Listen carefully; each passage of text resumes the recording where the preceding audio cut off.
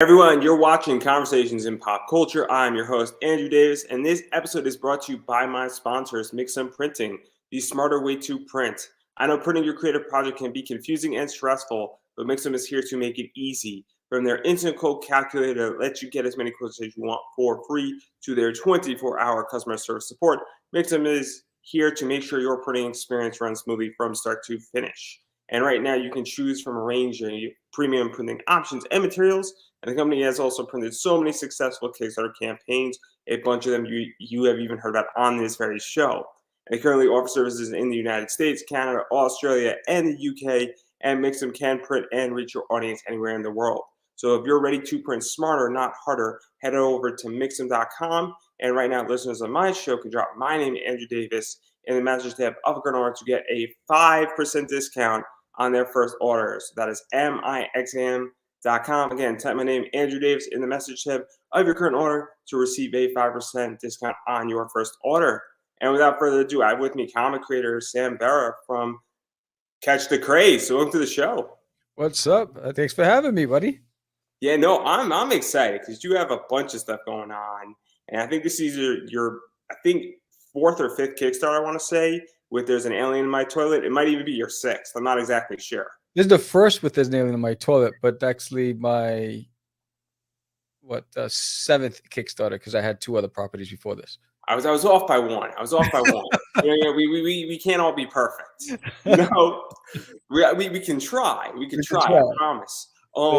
But what is the basic story of There's an Alien in My Toilet? Because I know there's a lot of history surrounding it, and it is a little bit different than your other properties.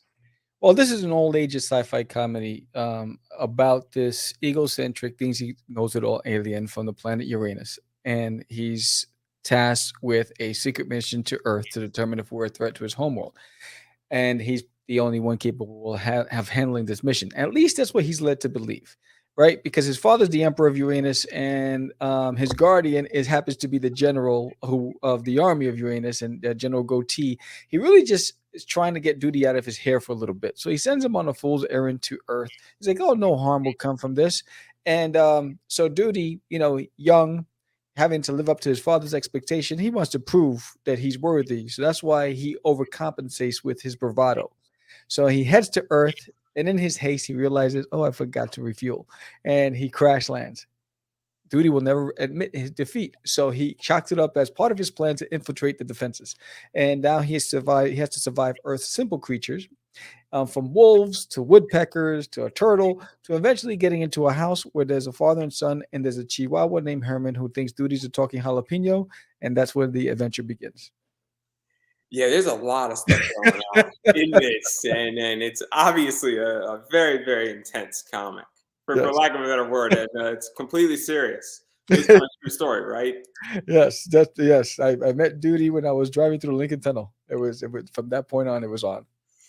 And so obviously we're going to dive into the story, but where did this idea even come from? Because it is more towards kids. It's an all age comic. Anybody can read it. And it's kind of just all age humor where you can find it funny when you're 30 and you can find it funny when a 5-year-old's reading it, from my understanding. And so where did this idea really come from? Because it is kind of nice to see something that is wholesome to some degree. Yeah, so basically the influence was from an editor from a newspaper who approached us and said, hey, if you had a sci-fi comedy comic strip, we'd be willing to publish it in our paper. And so at that time we didn't have one. And I was just driving through the Lincoln Tunnel, and then bam, he showed up in my head. He says, hi, I'm Duty from Uranus. And I ran to IHOP. I met my buddies. I flipped over the table napkins. I started drawing, sketching the character. And that's how Duty came to life. But if you deep dive further, back, I was always a big fan of Marvin the Martian, Alf. I watched a series called Too Close for Comfort, where there's a father who illustrated Cosmic Cow. And so for me, I look back, all of those little, I guess they were like breadcrumbs led to the eventual birth of Duty. Yeah, and let's even dive a little into that, because obviously it started off where somebody asked you to create a comic. Right. And, I speak to a lot of indie comic creators, you do as well. And usually it's not that somebody's asking or a newspaper is approaching you. And that's kind of a different way on how to develop a comic because you have a client in mind Right. before you have an idea. And so what was that like? And then even just progressing it from there, because I don't know if it got into that newspaper or it just sort of spun out I into chose not to give. I chose not to give it to them. I chose to publish it myself. So that's what was the when I tried my hand at the comic strip, and we were doing the comic strip. We actually introduced the comic strip at the Mocha in New York, and I was like, you know what, this story is too good for a comic strip. I'm going to make it a comic book, a full story, and so I decided I wasn't even going to go and present it. I was just going to go and focus on the book, and that's when I started developing the series. Yeah, and so this is something that I think a lot of people don't actually talk about is that you get approached by a client, but then you realize that you have something that is special and Yes. you have what is known as a winner. Yeah. I mean, I've had it with certain things as well. And because I used to do a bunch of anime panels and other things, and I'm like, man, I don't want to give this away for free, Right. or I'm writing an article for somebody, and I'm like, man, this is a really good concept. Let me find a different thing to give them.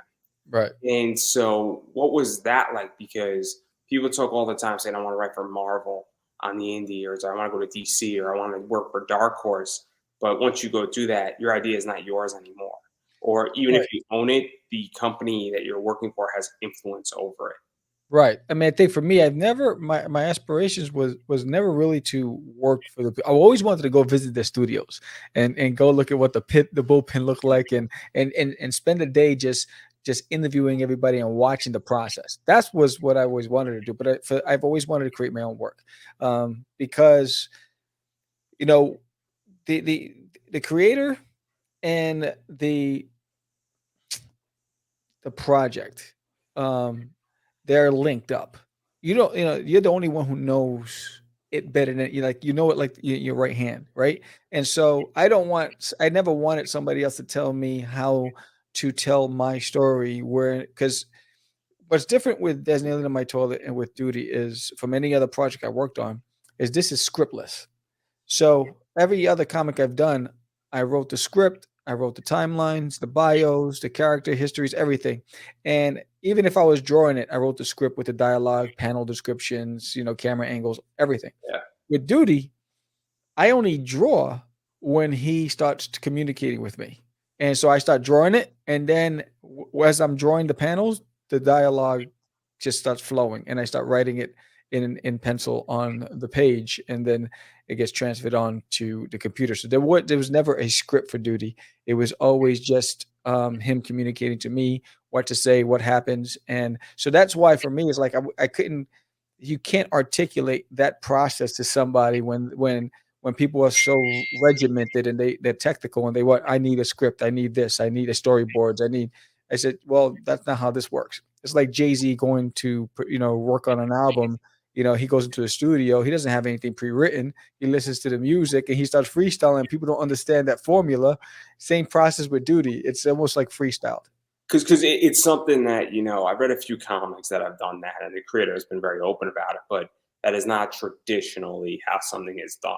Right. And it's, obviously I have a script when I'm building out a podcast, but I also go off of my script, but it's not pure freestyle. It's very rare that I do an interview without any notes in front of me. Right. And so what is that like though? Because that's very creative, and also it allows for almost a more pure product per se.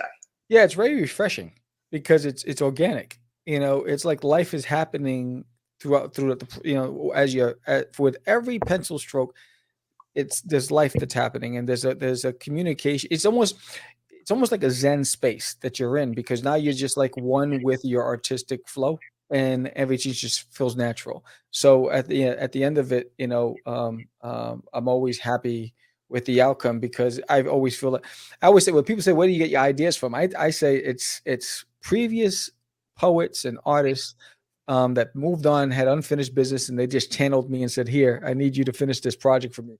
And that's how it happens. And that's with Duty. I feel that's what it is. It's just like I'm being channeled. I'm the funnel. I'm creating his world, and he's the director.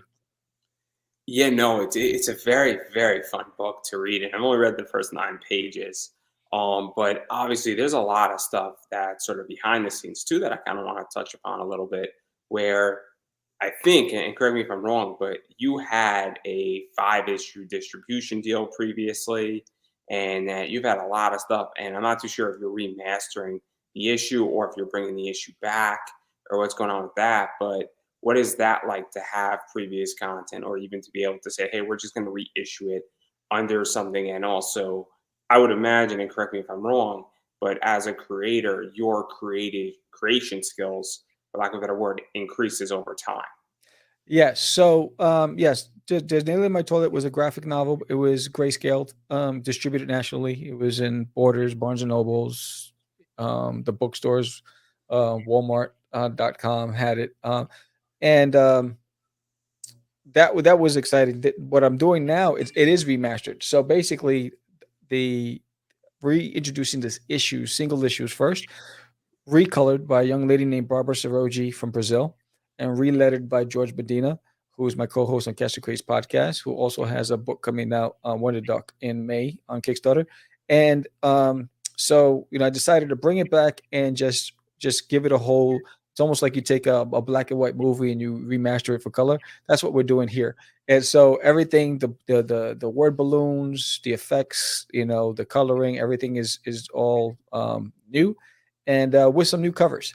And so I'm introduced. So because you either have the graphic novel or you had the individual copies from '06, but not that big of an audience. So when you think about it in the scheme of things, so I left comics for over 10 years. So now, coming back 2 years ago, I've always wanted to finish what I started with Disneyland in My Toilet. So now I get to do that with a new audience and a new generation of comic readers, and hopefully, get parents and the kids together at the table, because every issue of Disneyland in My Toilet has 4 pages of trivia, word puzzles, critical thinking questions, activities that the whole family can enjoy together. And what a great way to introduce the next generation of comic book readers to Disneyland in My Toilet. So we're going to talk about that too. I promise. This is so interesting I'm on because pitch mode. no, because one of the things that Yeah. people don't want to talk about, in my experience, and certain people are now starting to open up a lot more, is the actual business side of Right. things. And distribution is extremely complicated Yeah. when you have a book, and getting down price points, and also what everybody takes. And the more distributors you have, and the more middleman you got to go through, they keep taking, and that piece of the pie gets very small. Right. And everybody says, I want distribution. And I'm in the camp where I want to sell direct to my customer, where it's clear to me that I want direct deals, and I buy and sell a lot of comics, and I'm working to getting direct distribution from the company, so that in my eBay store I can sell directly to my customer, and everybody's going to get it cheaper Right. because there's fewer middlemen involved, and everybody's making money, and everybody's not making as much money, but everybody's also spending a lot less money. And Right. so what was that like? Because it obviously must have made you feel really good that your book is in distribution, that a lot of people are distributing it all over the US, if not the world, to some degree. And also your name is having recognition, and even coming back into comics 10 years later, still you must have some clout to some degree. Well, it was a major undertaking because I was also the person calling all of the retailers and You're the pitching. 4 a.m. guy. Yes, I was the guy who, I mean, it was, as far as I sent out press kits to the media, to editors, to, the radio stations, news channels. I contacted the bookstores. I would call the buyers at Barnes and Nobles and at Borders and at Walmart, and I was on the phone, and then I would send them samples and, fill out the forms and all that other stuff. And I would do all those things, and then I found a distributor that did print on demand distribution, and so then I just connected the two. But it was the legwork involved. It was lengthy. It was at least 6 to 9 months of prep work to get to the point where, and then now I could, finding a distributor that can handle everything, so I can focus and just get my quarterly statements. But it was a major undertaking, for something I don't want to repeat. This time around is going to be a different process, but yeah, it was a lot of work. And so to even talk about that, because obviously I don't, I haven't published a book yet, And if I ever do and produce a comic, I legitimately have a whole different business plan where I'm more of a variant guy. And I don't want to be in a Midtown Comics or in Diamond or another one where I just want to sell directly to my customers. I have an eBay store and I already have almost a direct distribution system in place. And I also figured out that I can make and save myself an extra 20%, and when you're selling a book for $100, 20% is a lot of money. And so I don't know if you want to go back into distribution per se, or if you're saying, hey, I want to be direct to customer, because this is something that I hear and it's a big debate in a lot of my guests. Well, I think the challenge is, because I sell my books on my website as well. Right. The challenge is, there are more, it depends on the influx. So you need that buffer. You need that middleman that's going to be a handle on those bigger orders that can go to these stores. Because if for me, I'm not looking everything that takes me away from the creative process, slows it down for me, and it takes me out of my mental space that I need to be in when I'm creating. And running a podcast and trying to fulfill orders, is I can do it, you know 10, 15, 20 orders a week on my website. But when it goes beyond that, I have to put a stop. I say, wait, let's find a different means so I can focus on what I need to do, because I don't want to spend my entire week, packing stuff, shipping stuff, all that other stuff. It's just, I just want to create. No, I feel that I enjoy the eBay side of business, but also what I figured out is that I want to sell, and it's a little bit different with comics versus when producing a graphic novel or a floppy issue, because you can't keep raising your prices up. With books I collect and I sell, I'm selling 100, 200, $300 book, so I could technically, as I grow, sell less volume but raise the price up per book. Right. So I can do the same. I could sell 6 books instead of 60 for the same price. But with a floppy, and I don't have this problem yet. Right. So, I can't wait to have this problem. It's going to be fun. But I get that side of it. And it's also the idea that if you know that a comic store, and I use Midtown because I live in Connecticut and I love Midtown Comics, if they're going to order 1,000 copies of your book, it's a big deal. And it's a really big PO order as well. Right. And Yes. that also is helpful in a lot of ways because it gets the book out there. Yeah. And I think the difference, I think my mindset is this: whether or not I have a distribution deal, well, I still have a responsibility to communicate to all of the buyers at all of these locations, to let them know who I am, that I'm distributed, try to build a connection, and get a name to that location. And then those that really support what you do, try to do something special for that business owner to keep that business going, right? And so that's one of those things that requires time, because it requires, emails, phone calls, the ones in your state, go visit. Um, and when you travel to other states for Comic Cons, stop in those stores that supported you, and go and whatever, and say, you know what, I'm going to be at this Comic Con. You want me to come in and do a sketch cover or whatever it is for your store, whatever it is. I think you have to find ways to build those relationships so that way your business can grow and continue to grow long term. I think people look at the short game. I'm looking at long term relationships. And that's the only way for guys like me to succeed in this business. Yeah, no, I completely get it, and I don't disagree in which that relationships are everything. But you also mentioned something, and we could go and talk about relationships and comics and the business side of all this stuff for hours easily.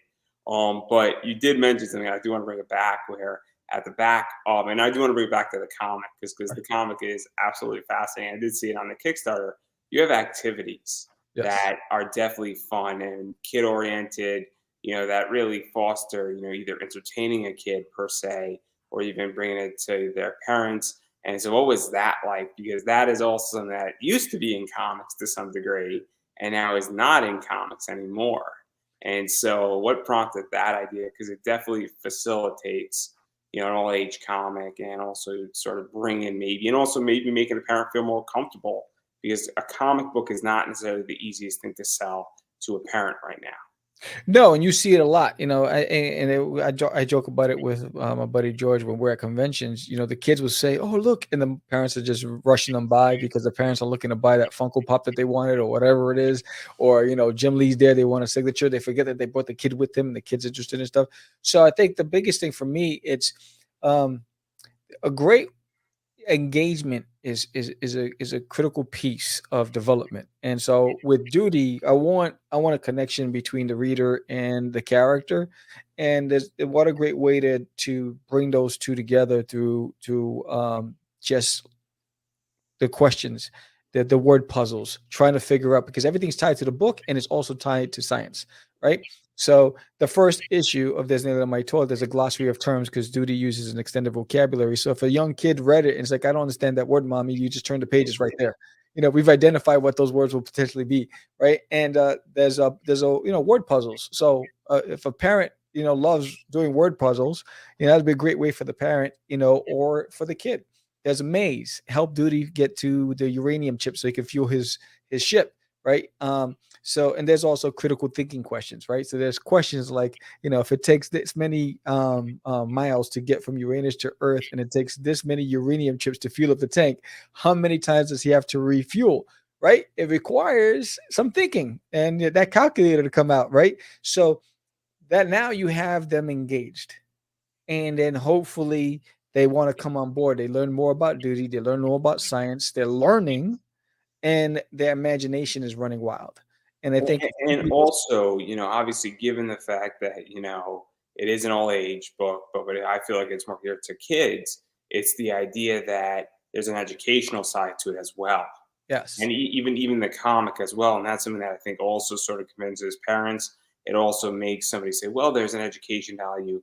And my kid's not just reading about Batman punching the Joker, for instance. right, Not to pick on Batman, and as much as I love a good Batman comic, but it's the idea that it's not just pure entertainment anymore. Even what Duty's doing and his exploration throughout the entire comic, there is educational sides to all this. right, And so it definitely is sort of a really cool bridge into it. And then the critical thinking and the maze and the word searches and all that stuff right. sort of ties it all together. And the caveat is, if you want to know if the answers are correct, you have to get the next issue because the answers will be there. So now it brings them along for the ride because they're like, oh, So I always say buy two, one that you can write all over, the other one that you can save and collect, and then the next one, um, you want to know the answers, you get issue number two, you get the answers to that, then you get a whole new group of activities. And then if you want the answers there, you got to get issue number three. So it's just bringing them along for the ride, have fun learning, and then I tied it into a lot of other things because Duty's more of a lifestyle brand for me, and so there's a coloring book, so color Duty your way. Maybe you don't want Duty to be green, maybe you want him to be blue or purple, right? So, and then there's a guidebook to all the characters which tie into the trading card game that I'm developing, right? So now you get an insight into all the characters that are coming. Oh, who's this character, who's that character? So I'm trying to just, it's all encompassing to make it a world. It's a world building experience for the kids and for the parents. And I mean, you muscle bound guys at the gym, you're not too cool for Duty. You will laugh if you read it as well. Because that's one of the things that I think people don't understand about comics. And I like the idea of world building. I am not a good world builder, in which the story I'm working on takes place pretty much inside a ship. And there's a reason why, because I want it to be more dialogue based. Right. Um, and I also like stories and keeping them in small worlds, especially when you're first writing a book, Right. because you can run rampant and then you run into bigger problems. But it's the idea that I think a lot of creators don't understand how to build a world and then how to expand it and then build on top of it, build to the side of it, and then build other components to it. Because, and feel free to correct me, but the way you make money in comics isn't necessarily in comics, it's in the IP of the comic.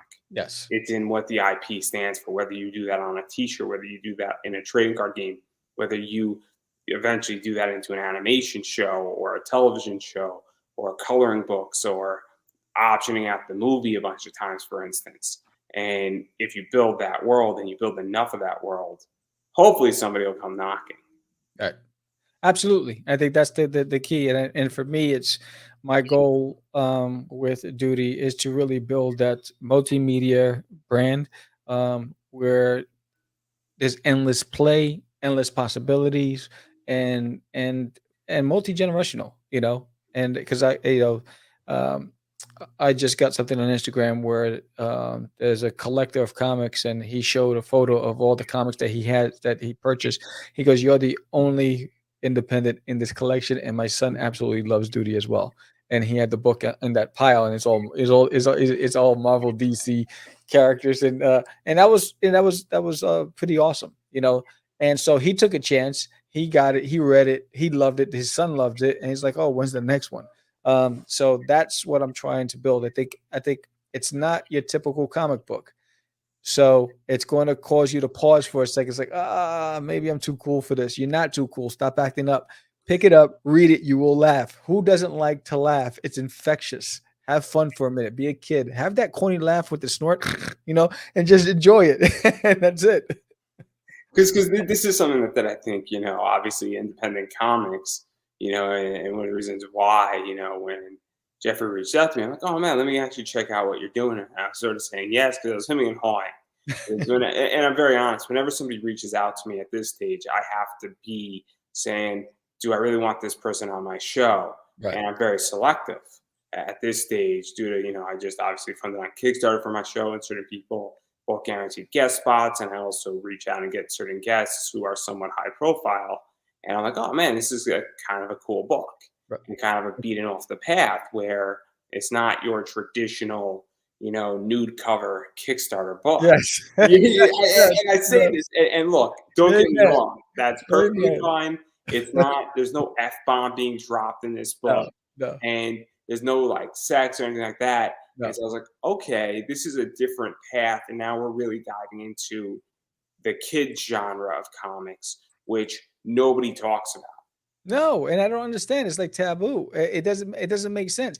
I never grew up. I just have to have an adult shell, right? So inside the inner kid in me is like, yo, what the hell? Why is it every time I go to Kickstarter, they have to have a variant cover that's half naked? There's an audience out there, a generation of kids that are growing up too fast. And let's slow down and let them have fun. I grew up with Saturday morning cartoons. I grew up having fun, and reading comics. My first introduction to comics was Archie comics, and so I'm hoping to be able to continue the legacy of comic book making and introduce a younger market and let the family know, hey, this is safe for all of you. You can sit down at the table. The title. The punchline is in issue 10. It's a 10-mark mini-series.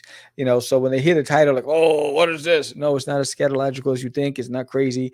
It's a punchline. It's comical, and you'll understand why.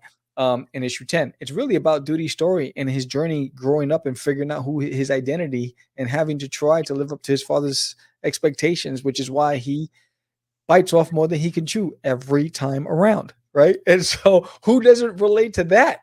You're trying to win your parents' favor and you're trying to prove to them that you're not a knucklehead, but you keep making mistakes. That's Duty.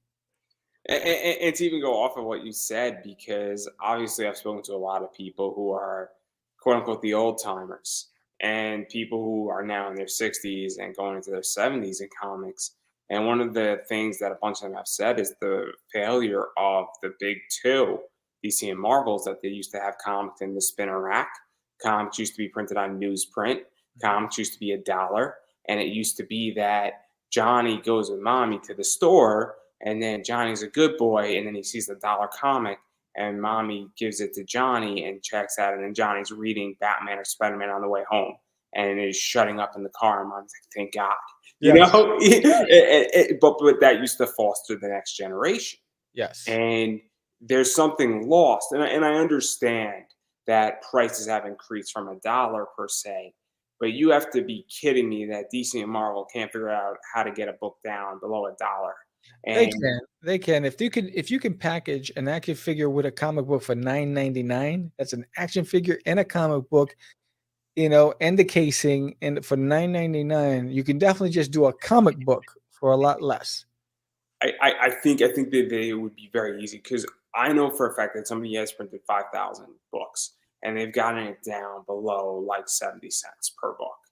So maybe Marvel and DC, if they printed 30,000 copies of a book, they could easily get it down below that price point. Easily. It goes back to the agenda, right? So right now the agenda is filmmaking, right? That's where they're making a lot of their money. And the filmmaking is fueling specific titles, so Moon Knight right now is going to probably pop off in sales because of the film, right? So everything for them is transactional. It really and I think what happens is when you have a board and you have board of directors and all that stuff and investors, everything changes, so you lose the essence of what it was. And I think that's why the independent community is so important, because we're creating raw, properties that we've been wanting to see that we don't see. And so the challenge for the independent community is that we also have a bad rep of inconsistency, right? So now you're fighting against that, right? So you're not the big two, but you also don't have a good reputation. So your credibility is kind of shaken up. So you have to work 10 times harder to try to build your audience and try to convince people to invest in you.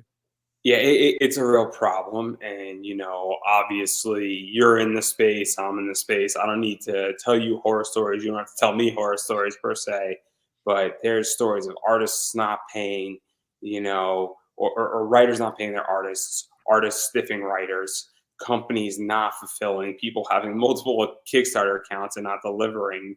And then there's other things that go on, and people just being difficult, and people, ghosting people, and people harassing people. And I know every story. I know every story, and I know every story from every side. Yeah. It's unfortunate because people like to talk off Yes. air. Yes.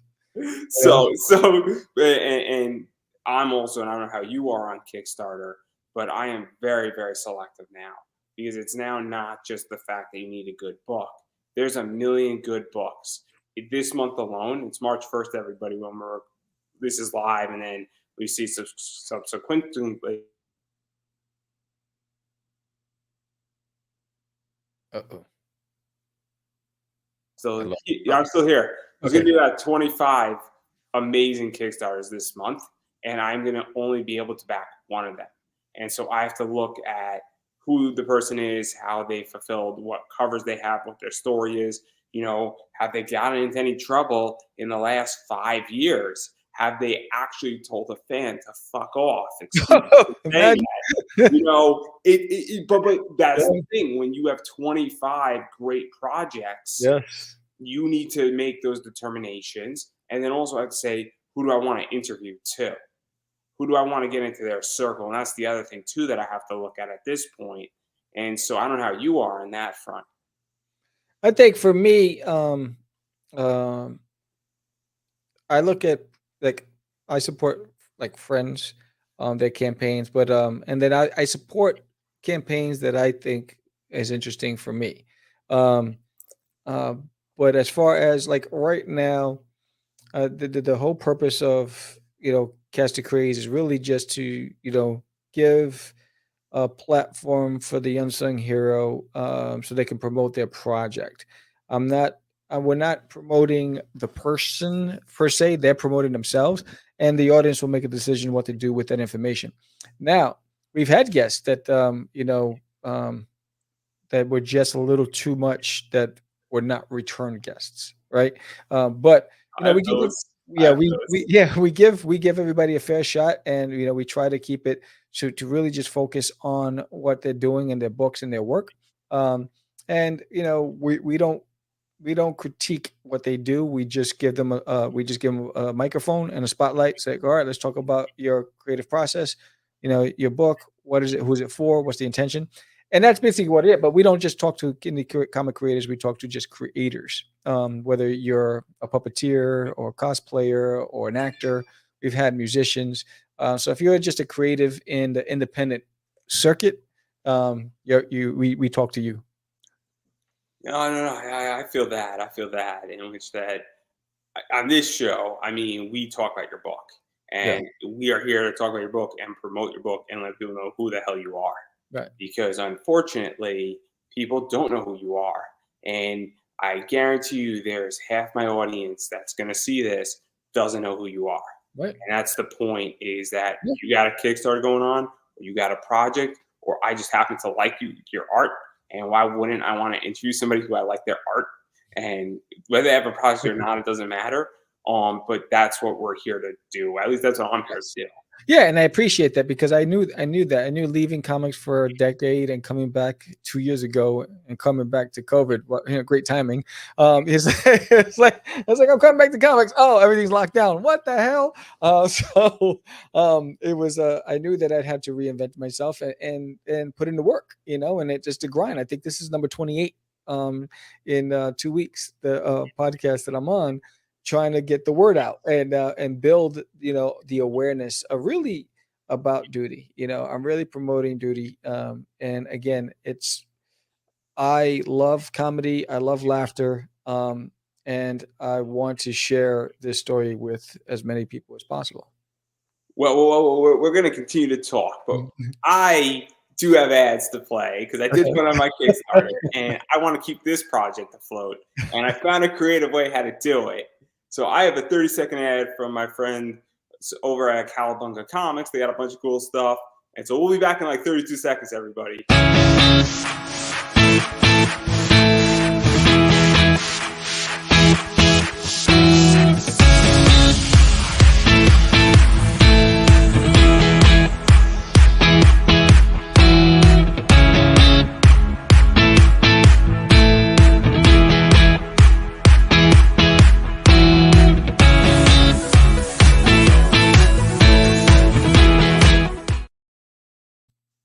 And so obviously we're back, and I do need to play my sponsors, because that's how this show is getting funded. I make no qualms about it.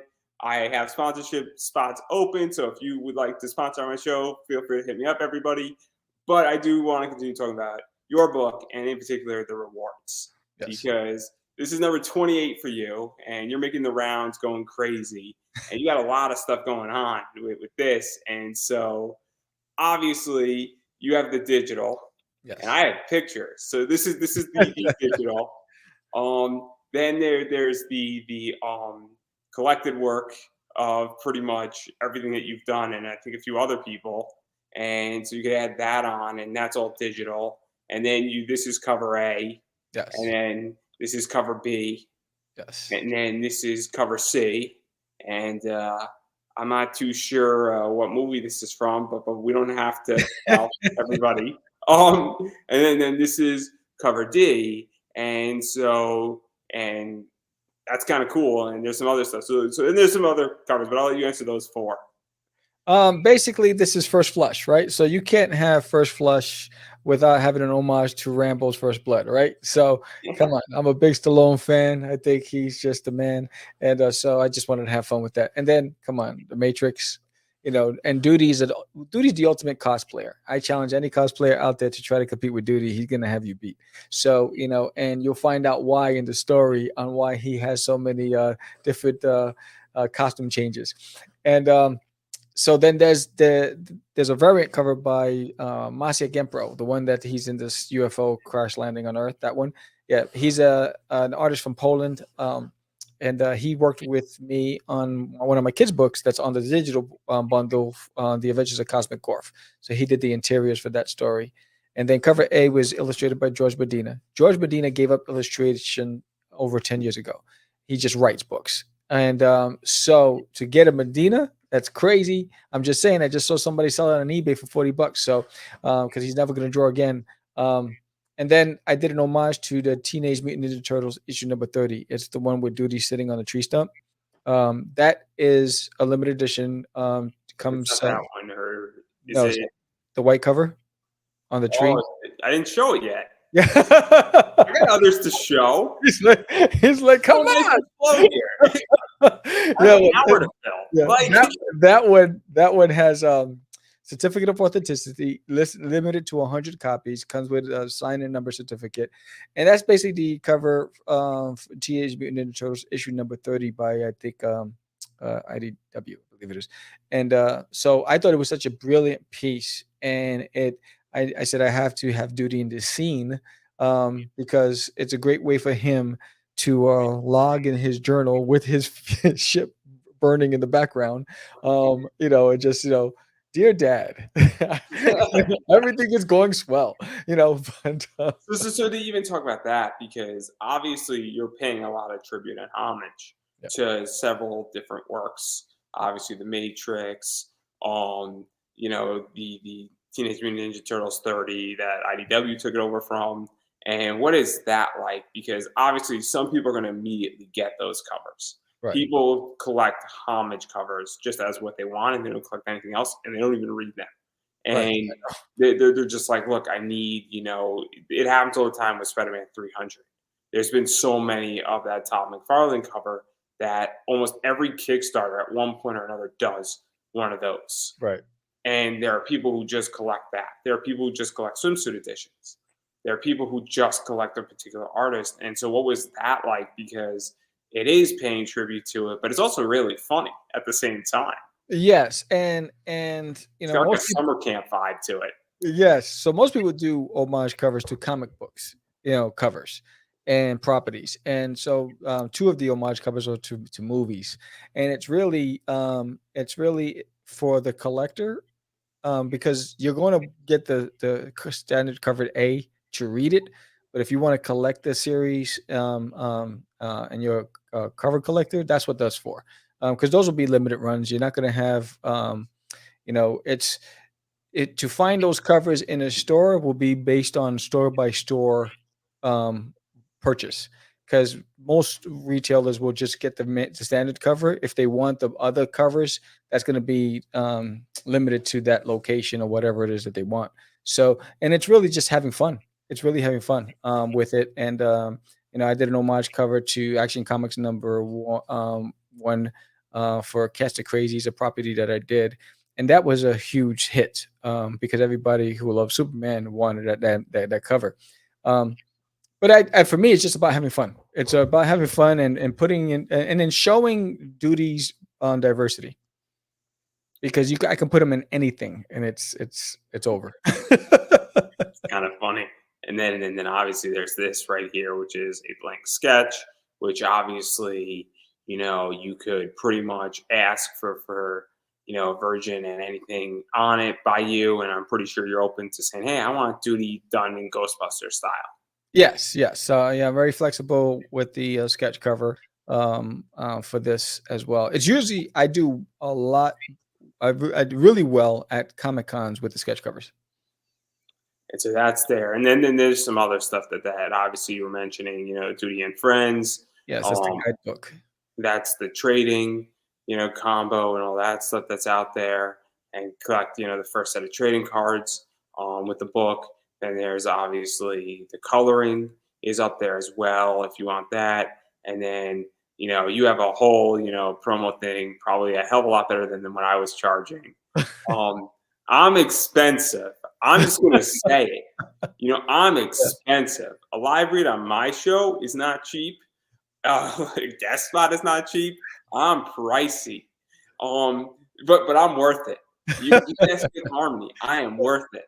So I'm just gonna drop that. But obviously, you do offer that as well. Yes. Yes. Well, on Kickstarter, I always do give breaks. You're gonna see things less on Kickstarter than you would see on my website or at a Comic Con. So that's the difference. So on Kickstarter, I try to be competitive and try to drive. Just I really want people to read the book. So I said, you know what? There are indie creators that don't have a big budget that want to promote their stuff, and you know what? Get the book and and promote. You get the guest spot on the show. You get to promote your commercial, 30-second commercial on the show or whatever it is. See, I used to be cheap. I used to. And what happens is that, and I'm very honest about this, is that I used to be completely free, but people wouldn't show up.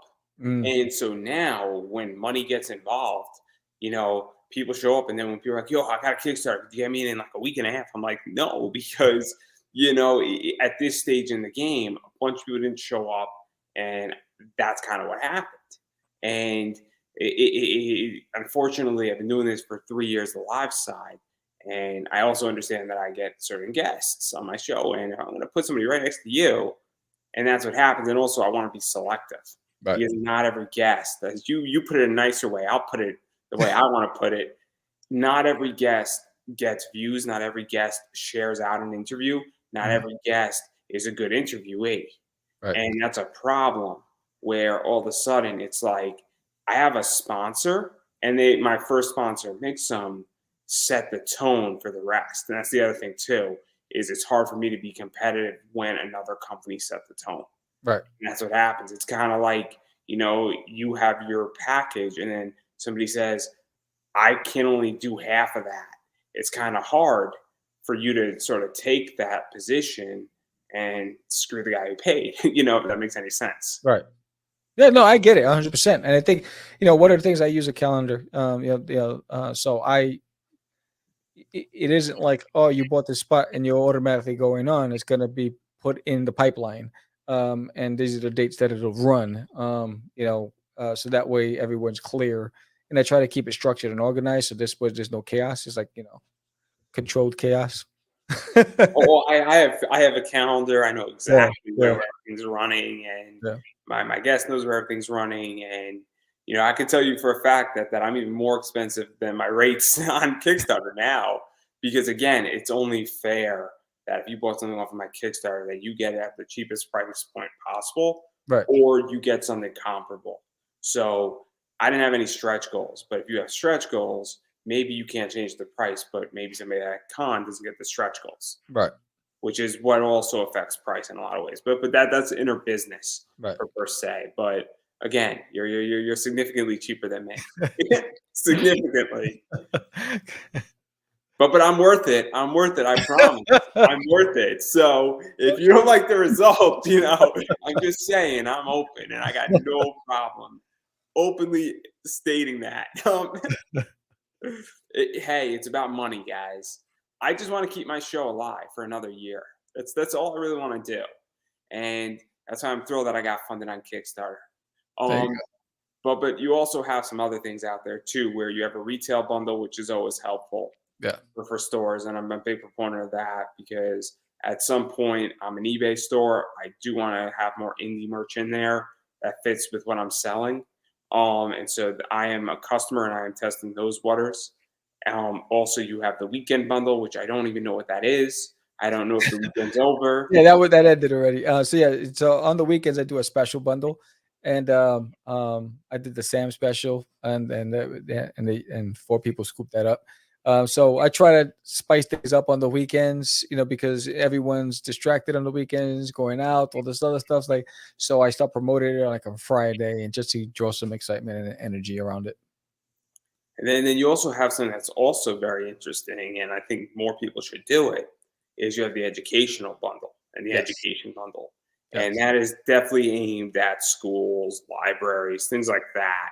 Right. Because, and correct me if I'm wrong, but I don't know how old you are. I'm 29. You just froze.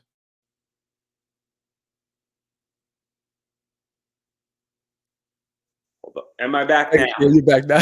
Yeah. Yes. It does this. I have really bad internet where so obviously I was talking about the educational bundle and geared to libraries and high schools and not high schools, elementary schools. Wow.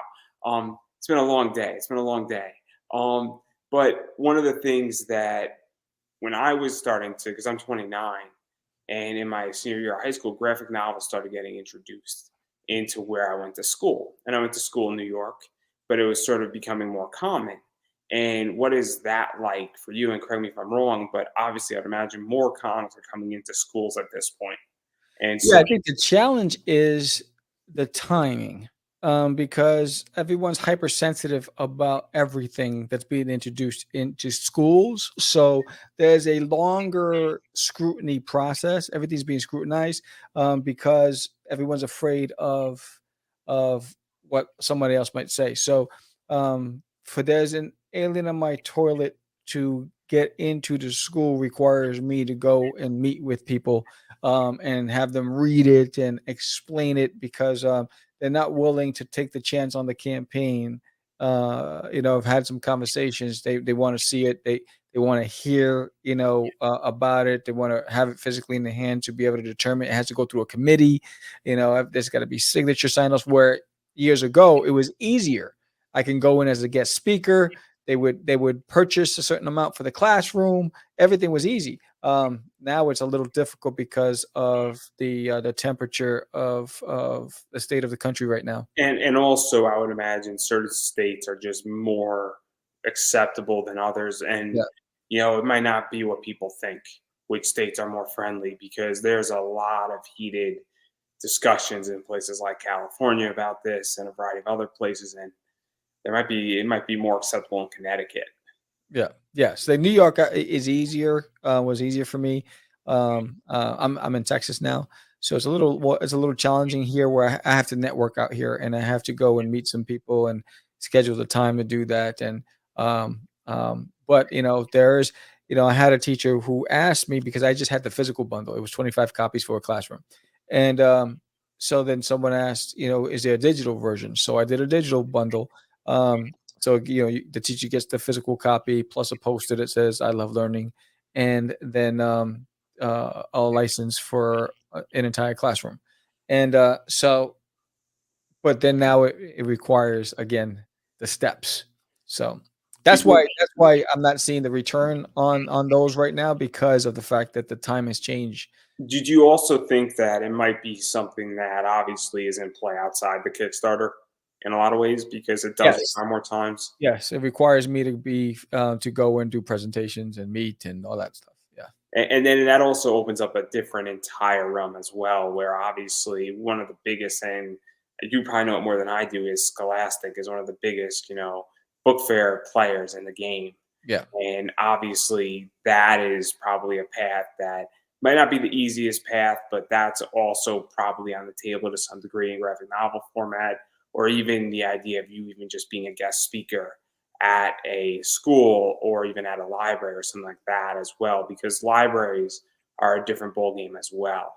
Even if they only order one or two copies of the book, it's Yeah. still, Yes, libraries, and again, and that's one of the things because 'cause I've only been here for a few months. I just moved. I lived on the East Coast my whole life, and so one of the things that's on my list to do is to go to these locations, meet with the faculty, meet with people, get guest speaking spots, and I used to do it when I was in comics in New York.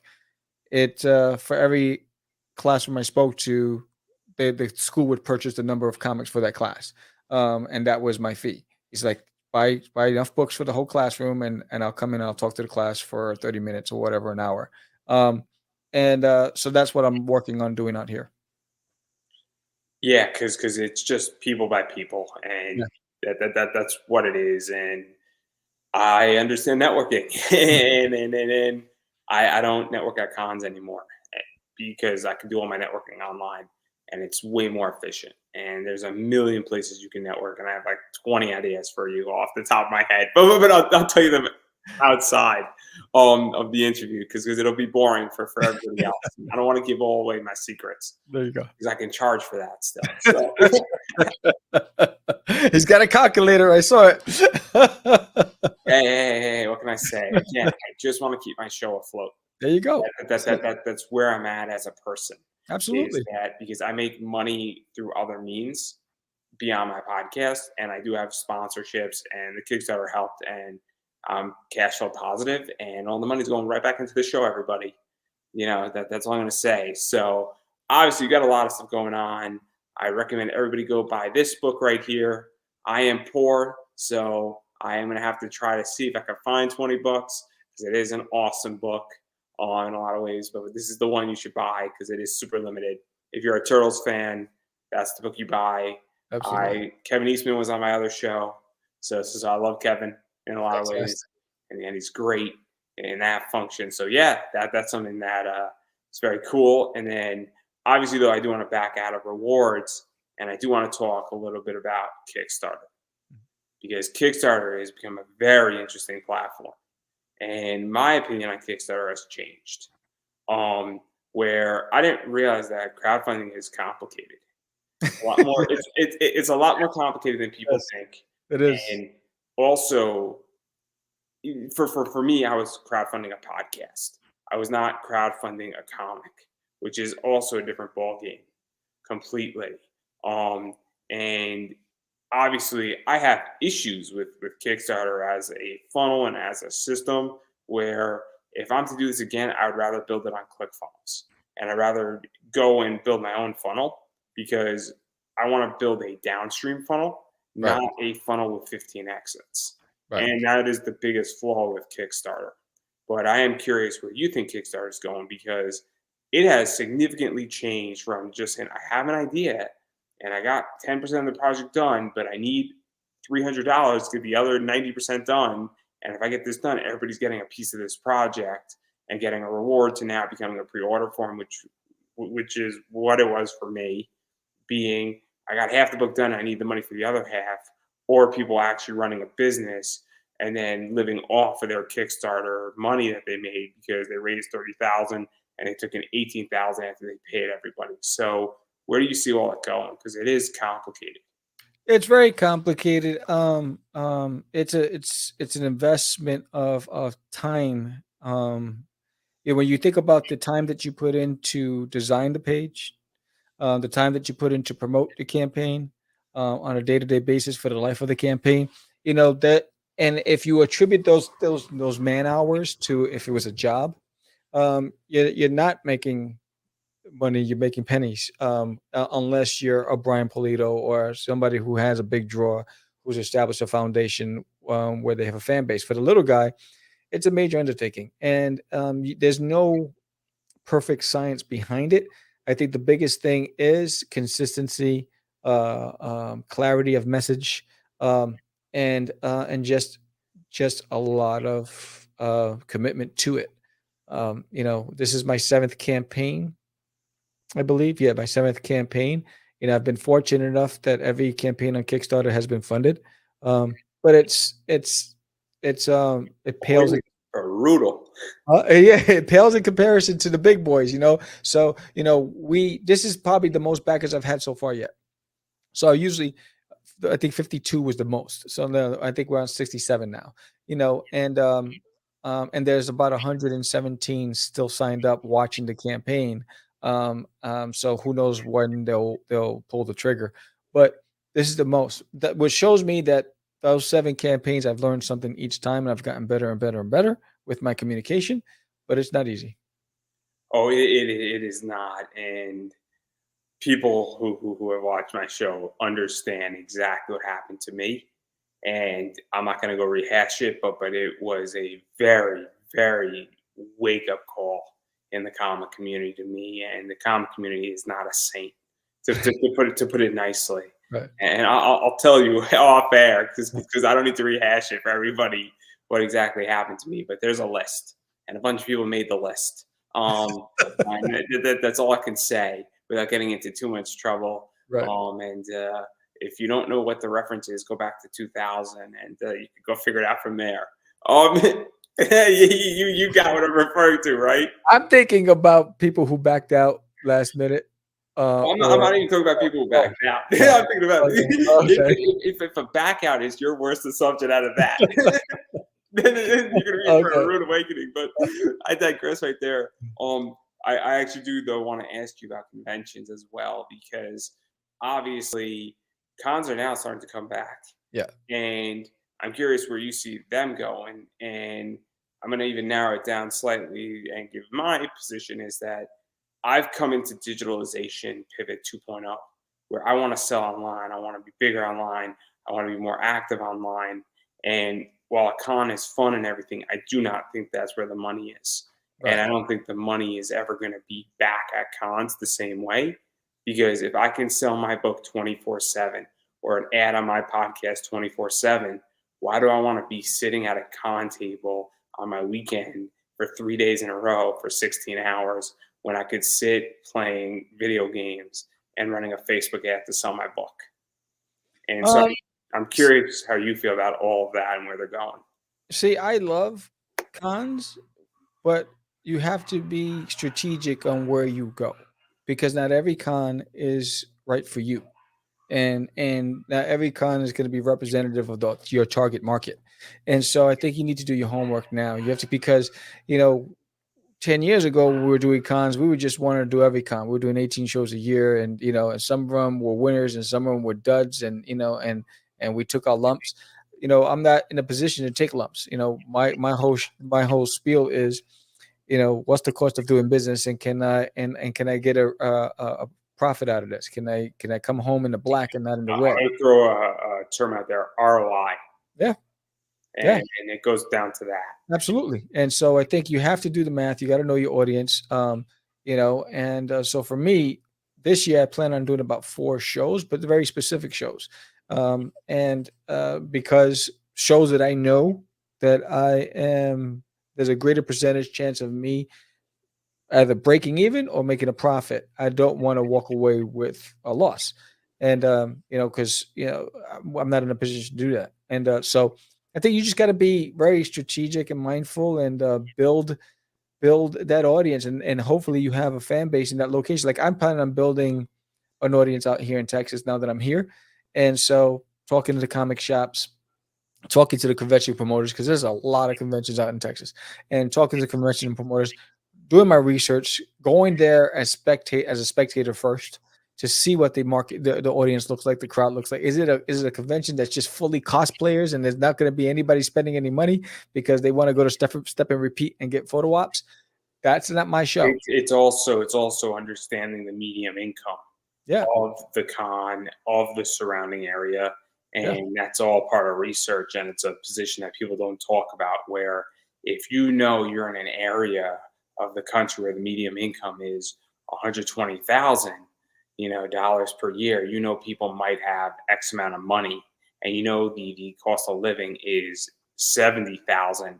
People might have extra money laying around. right, First right, thing, if the medium income is 90,000 and the cost is 80,000, you have to really ask yourself, is there even going to be money for people to buy this stuff that they don't know? right, right. I took a chance. Everybody else was doing a comic show, and I went to a collector show, and I took a chance. It was a gamble, and never been there. And it was a toy collector show, and I went there. I made back everything, the hotel, the table, the printing, everything. And I just rolled the dice and I said, let me go. I've never been to a toy collector show, you know, and it was a hit. And I was like, oh, wow. So it brought a different perspective. Sometimes you have to think outside of the box. You know, it's like, you know, you'll find an audience in the places that you won't even think existed, because they didn't expect to see you there either, right? It's like, oh wait, hold on, you know what? Let me check this out while I'm here buying my GI Joe with the Kung Fu grip. Let me go check what this guy has to offer. It could be at a book fair, like the Miami Book Fair that's every year. It could be, you know, an outdoor street fair. You don't know. You gotta test the waters and see what's happening. It could be art festivals that are happening in your town. You know, so I think creatives, you have to be creative and think differently if you want to really grow, because sometimes when you go to those big shows, they're there for the big names. They're there for the autographs and the photographs and all that other stuff and the bragging rights. And there's a specific budget that they carry with it. I could tell you, and I'm teaching a class on it eventually, hopefully sometime this year. And I got maybe like 14% of the class done in PowerPoint so far. But one of the things is that I have a comic budget. I don't bring a credit card to a convention. I Mhm. have X amount of cash, and every dollar before the con begins has an assigned mission. Yep. That's what it comes down to do. And I mock and I laugh at people in the ATM line. And the reason why, no, no, no, no, no, no, it's not to be mean. Right. It's not it, but I look at it and I say, I did a whole investing panel on a Friday night at a con. I said, tomorrow, the longest line at the con is going to be the ATM line. Yeah. And I said we should all come together and laugh at them, because that means that you didn't plan. You saw all the fun toys, you're paying fees on it to take out your money, and now you're taking out money from whatever you had because you didn't plan on bringing enough of it, Right. and you didn't have an assigned position with your money. I Yeah. have $1,000 at most cons. Every dollar has an assignment, and maybe there's $40 for miscellaneous. Right. But if I go to a smaller con, that budget changes because I'm like, fuck it, I got $100, Mhm. and there is no assignment to that $100. Now I might say, look, I'm not going to go buy a Marvel book because I'm a DC guy, for instance. But beyond that, if there's no good DC books I want, and there's literally 7 indie books I want, I don't even think about it. So that's kind of, I think, what plays to that a little bit. Right, and that's what I said. It's like you got to think about, like, say a show has 10,000 people. You got to say, uh, 50% is already taken from the mainstream. You're gonna have another 20% cosplay, another 20% that's toys and collectibles, right? And then you're gonna have so you're fighting, and that size goes down. You're gonna probably get 3 to 4 to 5% of that population that's interested in independence, but there's specific independence that they're looking for, right? So now you have to be charming, witty, engaging, and be the true salesman to try to get their attention, because you're fighting for scraps, right? And you're trying to sell your stuff. The worst thing you could do for yourself is have your head down at the table and not focus on that crowd that's walking by. You have to try to make eye contact, try to have your pitch nailed, so that way you can, you're there for a purpose, and make sure you focus on that. It's a whole different game, and there's Yeah. a good chance I will never be at a con when I sell my book, because I have my audience already, Right. and I have them on eBay, and my eBay store is growing, and I know who I'm catering to. Right. There's going to be variants that I produce specifically based on certain artists, and I'm going to be the only game in town, and it's a whole strategy, and it's called the Blue Ocean strategy, Right. where I'm eliminating my competition because I'm getting artist A, who everybody wants their work, and there you go. And then you do limited print quantities, Right. and you don't release them all at once, and that's how you make a lot of money. Yeah. And you charge whatever you want if you're the distributor, because everybody needs, your stuff. It's the Big Shorts. There's a scene in that movie where everybody wants our swaps. Everybody wants our swaps, Yeah. and that's the hottest thing on Wall Street. Everybody wants our swaps. But I digress because I don't want to keep quoting that movie, because I do not want to get a copyright strike. That's tomorrow's interview. Tomorrow I'm going to get whacked is what's going to happen. I'm having my friend Brett Juliano on, and he writes about mobsters. Yes. So if we speak ill about them, I'm going to get whacked. Yes. That's the Buddy Mafia, Smet.